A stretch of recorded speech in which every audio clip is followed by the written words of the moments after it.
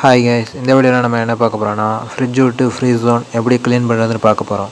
இதில் இருக்க மொத்த ஐஸ் கட்டியும் நம்ம எடுக்க போகிறோம், அதுவும் வித்தவுட் பட்டனை வச்சு. வித்தவுட் பட்டன்னா இங்கே மேலே ஒரு பட்டன் ஒன்று கொடுத்துருப்பாங்க, அதை அமைக்கி தான் எல்லோரும் க்ளீன் பண்ணுவாங்க.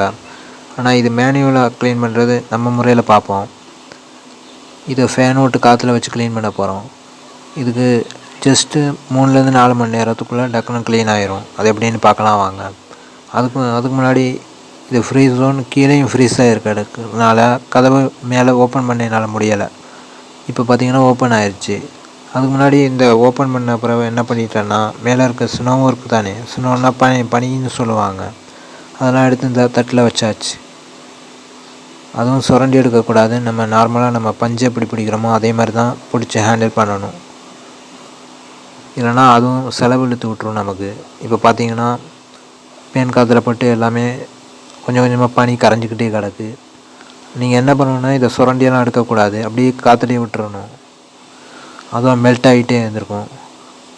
கீழே பார்த்தீங்கன்னா கொஞ்சம் மெல்ட் ஆகிறது கொஞ்சம் லோவாக தான் இருக்கும். இருந்தாலும் பரவாயில்ல, அதுவாக விழுற வரைக்கும் நம்ம வெயிட் பண்ணி ஆகணும். டக்குன்னு நம்ம எதுவும் பண்ணக்கூடாது. பார்த்தீங்கன்னா எவ்வளோ கரைஞ்சிருக்குன்னு பாருங்கள். இந்த கீழ் வழியாக தான் கீழே தண்ணி பின்னாடி போகும். நெக்ஸ்ட் ஸ்டெப் நம்ம பின்னாடி போய் பார்க்கலாம் வாங்க. இதான் பின்னாடி எவ்வளோ தண்ணி தேங்கி நிற்குன்னு பாருங்கள். இதை கழட்டி நம்ம சேஞ்ச் பண்ணிட வேண்டியது தான். கழட்டி ஊற்றிட்டு மறுபடியும் மாட்டணும். ஆனால் ஆணி போட்டு அவ்வளோ டைட் பண்ண தேவையில்லை, ஏன்னா மறுபடியும் நிறைஞ்சிரும். அதனால் க்ளீன் பண்ணி ஆகணும். பார்த்திங்கன்னா எவ்வளோ தண்ணி இருக்குன்னு உங்களுக்கே தெரியும். இப்போ பார்த்தீங்கன்னா மேலே பூரா மெல்ட் ஆயிடுச்சு. இருந்தாலும் ஓரங்களில் சில கட்டிகள் இருக்க தான் செய்யும், அதெல்லாம் கரைஞ்சிரும், பயப்பட வேணாம். அப்புறம் கீழே பார்த்தீங்கன்னா கீழேயும் இருக்கும், இது மெல்ட் ஆகிரும். மெல்ட் ஆகி கொஞ்சத்தோடு அப்படியே கீழே விழுந்துடும். அதோட அப்படியே எடுத்து வெளியே நம்ம எரிஞ்சு விட்டுறலாம். ஆனால் முக்கியமான ஒன்று ஞாபகம் வச்சுக்கோங்க, இது டக்குன்னு நம்ம செய்யக்கூடாது.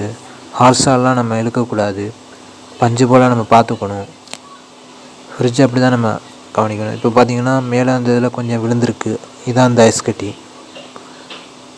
இப்போ நெக்ஸ்ட்டு நம்ம பார்க்கலாம் என்ன பண்ணுறதுன்னு. பார்த்தீங்கன்னா அடுத்த வீடியோ என்னால் எடுக்க முடியல. இதை நான் பின்னரை எடுத்து ஷூட் பண்ண வீடியோ, ஏன்னா எனக்கு ஒர்க்கிங் பீரியட் இருந்தனால நான் வேலைக்கு போயிட்டேன்.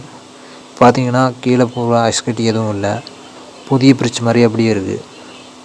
இப்போ கூலிங் இதில் அதிகமாக நமக்கு வரும், ஏன்னா அந்த ஓட்டையில் அடைச்சிட்டு இருந்துச்சுன்னா நமக்கு கூலிங் அந்தளவுக்கு வராது. பார்த்தீங்கன்னா க்ளீன் ஆயிடுச்சு, ஃபுல் க்ளீன் சக்ஸஸ்.